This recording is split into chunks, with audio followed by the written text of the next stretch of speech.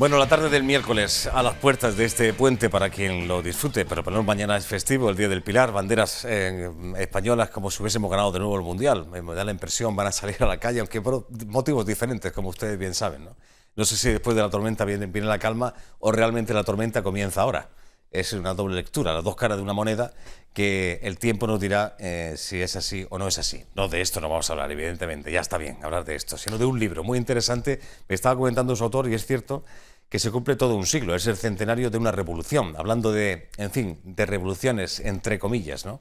La del 17, la que se produjo entre febrero y octubre del 17 y que la vinieron a llamar o la denominaron la Revolución Rusa. Es la última entrega, el último libro, lo presenta el día 24. Esto es un previo, un pequeño aperitivo de la presentación del último libro que ha publicado Gonzalo en Underworks, la editorial Esdrújula, una editorial granadina, y que, como digo, el día 24, 7:30, y la delegación de gobierno, por si están interesados, ya se lo voy anunciando, y cuando se acerque la fecha lo haremos, presenta esta nueva entrega. Y por ahí la portada del libro, porque no existe todavía físicamente, ¿no? Pero por ahora la portada sí que podemos verla bajo el título de Corresponsal en Rusia. Bienvenido, buenas tardes, Gonzalo.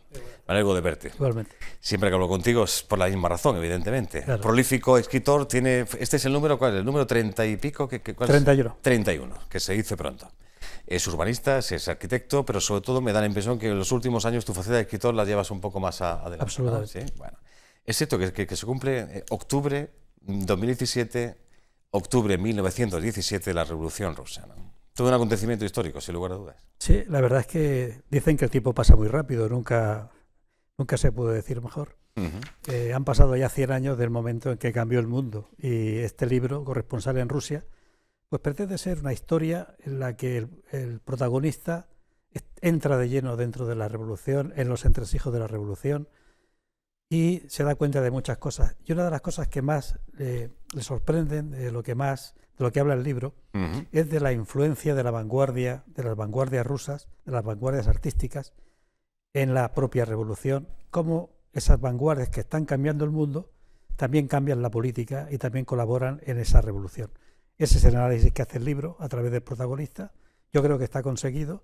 El que lo lea va a aprender y va a entender mejor la revolución. Ahí tienen la portada del libro, como digo, todavía no ha aparecido en escena físicamente, pero lo hará para ese 24 de octubre, que es la presentación oficial. De las personas que han tenido la oportunidad de leerlo, entre ellas una señora que se llama Rosa Regás, gran escritora, entre otras cosas, dice así, de su puño y letra: novela de un atractivo histórico poco común que, de la mano de Paul Alexander, uno de los personajes, o el personaje, un joven periodista norteamericano, nos descubre el ambiente social y cultural donde germinó y estalló la revolución y cómo se desarrolló ante sus ojos atentos, y su privilegiada presencia a la que el azar, o quizá el destino, había situado en una primera línea, a la que la portentosa y sugerente escritura de Gonzalo Underworks, aquí su autor, nos convoca para seguir y vivir el complejo entramado de vocación, fe, terror y aceptación del destino con que el pueblo ruso vivió uno de los episodios más extraordinarios de nuestra historia, que cambió el mundo y la forma de gobernarlo, dominarlo o defenderlo. Sin lugar a dudas fue un antes y un después, ¿no? El derrocamiento del régimen zarista, aunque luego vino otro régimen, evidentemente. Por eso fue el primer gobierno socialista de la historia, ¿no? Sí, la verdad es que Marx había escrito, digamos, cómo entendía el mundo. Lenin aprende de Marx cómo debe ser esa política según el marxismo, y la quiere implementar en Rusia. Parecía que no era posible, parecía que todo iba a quedar en una utopía. A fin de cuentas estaba, digamos, exiliado en Suiza, cuando de repente, casi milagrosamente, aparece, puede cruzar Europa justo en el momento de la guerra, cuando nadie da un duro por él, y aparece en San Petersburgo. Y a partir de ese momento, esa revolución que era incipiente, que parecía que no iba a tener lugar, que iba a quedar en aguas de borrajas, se consolida, y la verdad es que fue una cosa extraordinaria, para bien y para mal. Claro. Cuando se está bajo el yugo durante tantos siglos de un señor feudal como era el régimen zarista, es normal que el pueblo se rebele, ¿no? El tipo vivía de una opulencia brutal y el pueblo se moría de hambre, ¿no? Sí, era una cosa que... Estaba cantado, ¿no? Sí. Da la impresión. Históricamente tenía que ocurrir algo, además tenía que ocurrir algo muy fuerte, y terminó ocurriendo. Y terminó ocurriendo además en el país más grande de la Tierra, y en un momento que justo cuando van a aparecer tantos cambios a a nivel de la época industrial, tanto a nivel del progreso, a nivel de la filosofía, de tal, el darwinismo ya consolidado, el marxismo también se está consolidando, tenía que ocurrir y ocurrió con una explosión realmente que nos cogió a mucha gente por sorpresa justo cuando estaba ocurriendo la Gran Guerra, la Primera Guerra Mundial. Estamos hablando de esa revolución que tú dices en 1917, cuando la Guerra Mundial había comenzado en el 14 y termina en el 18, en plena Guerra Mundial.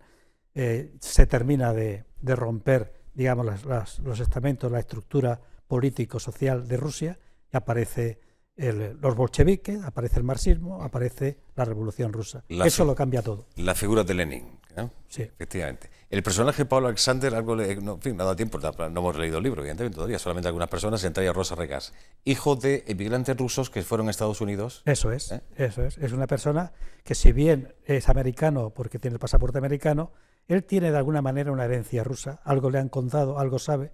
Él aprendió ruso siendo un chiquillo en el mismo barrio donde vivía en Nueva York, y a partir de ese momento es elegido por un periódico, por el New York Herald, que lo envía a Rusia, lo envía en ese momento a San Petersburgo, porque hay un gran interés precisamente por esas vanguardias en la danza, en la pintura, en la poesía, en la literatura, en la arquitectura, en la fotografía, en la cinematografía. Está apareciendo realmente también una revolución paralela de lo que estamos hablando, que también va a cambiar el mundo artístico por completo. Claro. En tus últimas novelas las situabas en el Oriente Próximo, en fin, una zona de este planeta que bien conoces incluso personalmente, pero si partimos de la anterior, la última vez que hablé contigo, La hija del Kremlin, hablando de la hija de Stalin, una novela que he leído y me gustó muchísimo, quiero decir, ¿estás por esos territorios actualmente dentro de tu novela histórica, de tu literatura? Tengo mucho interés en lo que está ocurriendo, por supuesto, en Oriente Medio, pero también tengo mucho interés en lo que está ocurriendo en Rusia, lo que está ocurriendo en Ucrania. Me parece que las cosas hay que explicarlas y se pueden explicar de otra manera, y que además la prensa, en ese diálogo que mantiene hoy en día en tiempo real con los interlocutores, con los oyentes, con los escuchantes, con el público en general, que es un diálogo que no se había mantenido nunca en el mismo instante, pues tenéis también una obligación moral de intentar explicar la verdad. Y la verdad está tan mediatizada que contarla también es casi una revolución. Da la impresión, Gonzalo, que tenemos mucha información a diario. Eso a veces es contraproducente, sin lugar a dudas, desde mi punto de vista. Pero a veces tenemos mucha información, pero realmente no nos enteramos de lo que pasa. Hablando de este gran país que es Rusia y de sus gobernantes y su presidente a la cabeza, el señor Putin. En fin, no sé si hay algo de aquel régimen derrocado, sigue las bases, las raíces fueron tan profundas que aquello es algo que se mamó, que se sigue practicando de alguna forma encubierta. No. Rusia es un país moderno, Rusia es un país diferente, Rusia es un país actual. Bien es cierto que le quedan todavía maneras de aprender o de practicar la democracia, pero el mundo actual no se podría entender sin Rusia. Los americanos, por ejemplo, han estado utilizando las bases rusas, han estado utilizando las aeronaves rusas para poner en órbita a sus satélites durante los últimos años, porque funcionaban mejor, eran mejores, eran más fiables que los propios que tenía la NASA. La tecnología rusa en aviación, en aeroespacial, en nuevos materiales, es puntera, es absolutamente puntera. El problema de Rusia es que no ha sabido explicarse. Muchas veces las cosas no son tanto como son, como saber explicarlas o saber de alguna manera transmitirlas a terceros. Rusia es un país importante, es un país de primera línea, es un país al que hay que hacer un lugar, y Europa no puede dejar de mirar a otro lado, ni puede olvidarse de Rusia, y si lo hace se equivocará. Y los Estados Unidos deberían aprender también que no pueden prescindir, que no pueden obviar, que no pueden hacer como si Rusia no existiera. En cuanto al tema de, si me está picando y yo pico y entro en el tema que de alguna manera tú como periodista quieres que yo te diga, el tema de Crimea. Crimea ha sido siempre Rusia. Crimea ha sido una parte fundamental de Rusia. Crimea es Rusia desde Potemkin, que estamos hablando desde hace 250 o 300 años. Estamos hablando de que Crimea es ganada a los tártaros, y es ganada a los turcómanos, y es ganada a los turcos, y es asimilada por Rusia, y es casi una parte fundamental para Rusia. Y que el 98% de la población de Crimea ha dicho que sí a Rusia. No estamos hablando de una historia, de un referéndum ilegal, ni de un referéndum no sé qué. No. Aquí estamos hablando de una claridad absoluta y pasmosa. Otra cosa también es que la OTAN parece que quiere meterle el dedo en el ojo a Rusia y quiere de alguna manera hostigarla. Eso es una grave equivocación. Y en eso se están equivocando. Pero eso la historia lo dirá. Yo no soy nadie para decirlo. Hablando de referéndums y demás, no solamente el nuestro, Eslovenia puede ser un ejemplo también, ¿no? Claro, pero... Ahí sí hubo muertos después de una consulta, no sé si ilegal o legal. Yo escribí, recordarás, la historia de 3 mujeres sobre la primera guerra de Yugoslavia, sí. Sobre la guerra de los Balcanes. España no merece una balcanización.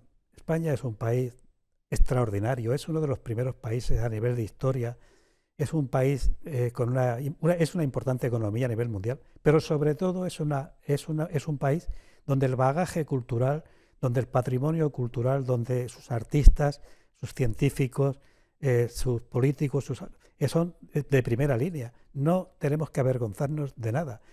Y si seguimos juntos seremos más fuertes. Y si Cataluña es fundamental, si también me lo quieres preguntar. Sí, claro. Y sería absurdo prescindir de Cataluña y que Cataluña prescindiera de España. Sería una estupidez. Entonces, vamos a seguir juntos. Tenemos un larguísimo camino por recorrer.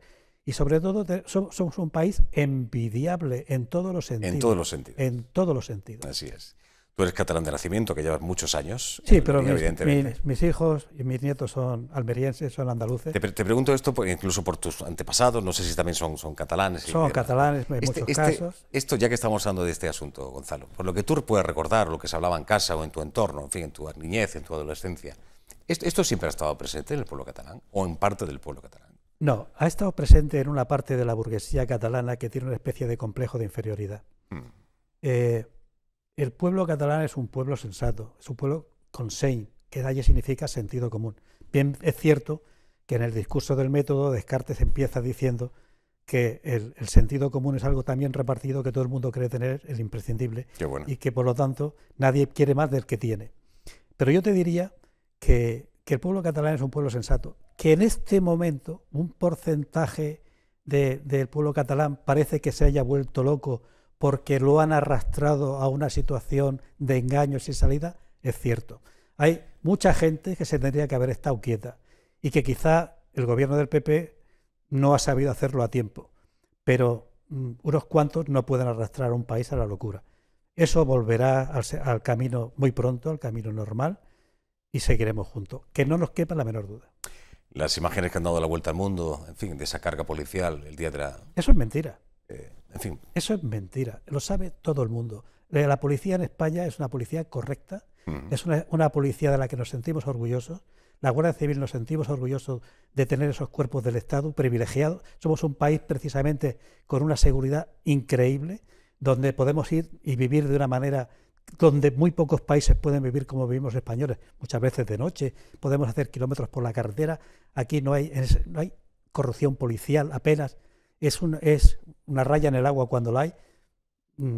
Por favor, que no vengan ahora a destruir una garantía del Estado de Derecho como es la Policía Española o como es la Guardia Civil. Yo me niego a aceptar que la policía se equivocó. Se equivocaron los que insultaron a la Guardia Civil, se equivocaron los que apedrearon a la Policía Nacional, se equivocaron los que intentaron lastimar el orgullo de esta gente. Más vale que seamos sensatos, nos conviene a todos. Ya lo creo que sí. Volviendo al libro, este corresponsal en Rusia, tú sueles, no sé si siempre o cada vez que puedes, en fin, aquí hay trabajo de archivo, incluso in situ. Tú viajas al país del cual escribes, a la zona de la cual quieres escribir, y en fin, no sé, tu estancia si es mucho o menos días, pero estás allí.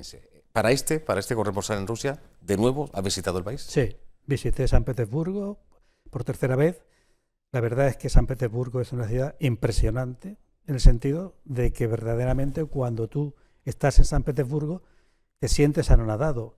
No sé si has estado, pero si no has estado te recomiendo que no dejes de ir y lleves a la persona a la que tú quieras contigo, porque la verdad es que vais a entender el mundo de otra manera. San Petersburgo es una verdadera obra de la naturaleza, una maravilla, es una cosa que parece sobrenatural, es un paraíso en la tierra. ¿La antigua Leningrado?